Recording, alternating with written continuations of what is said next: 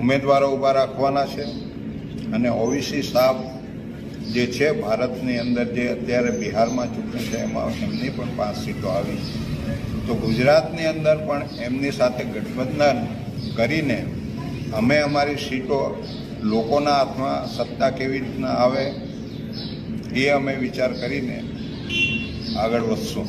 સ્થાનિક સ્વરાજની ચૂંટણીઓની અંદર ઓવેસી જીટીપીની સાથે અહીંયા પ્રચાર કરવા આવી શકે છે?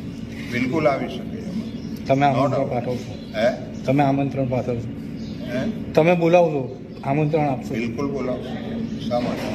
કયા પ્રકારની ભૂમિકા રહેશે, ખાસ કરીને સ્થાનિય બંનેને હરાવવાની ભૂમિકા રહેશે? કારણ કે જિલ્લા પંચાયત અત્યાર સુધી એ જ લોકો સત્તામાં હતા ને એમની સત્તામાં અમે દુઃખી બી છીએ, આજે દુઃખી રહેવાના છે. એવી સરકારો અમારે શા માટે ચાલુ રાખવી જોઈએ?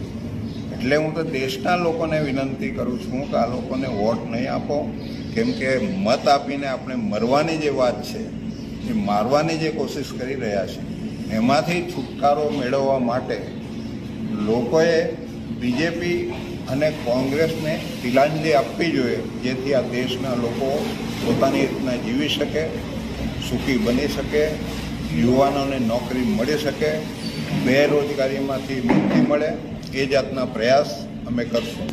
અત્યાર સુધીના એવા સમીકરણો હતા કે કોંગ્રેસ અથવા ચૂંટણી પણ સાથે મળીને જિલ્લા પંચાયત અને તાલુકા પંચાયત બનતી હતી, પરંતુ હવે પછીની જે ચૂંટણીઓ છે કયા પ્રકારની રણનીતિ લડવામાં આવશે? બસ અમે રાજસ્થાનની અંદર જે અમારી સાથે દગો થયો છે, બીજેપી કોંગ્રેસ એક બનીને અમને સત્તાથી દૂર રાખવાની જે કોશિશ કરી છે, એટલા માટે એને હરાવીને અમે અમારું શાસન બને, દેશના લોકોનું શાસન બને, આદિવાસીઓનું શાસન બને, એમાં બધા જ એસસી એસટી ઓબીસી માઇનોરિટીનો અવાજ બને, એ જાતના પ્રયાસ અમે કરવાના. શું જિલ્લા પંચાયતમાં બીટીપી અને EIMM જોવા મળી શકે? બિલકુલ સાથે મળશે.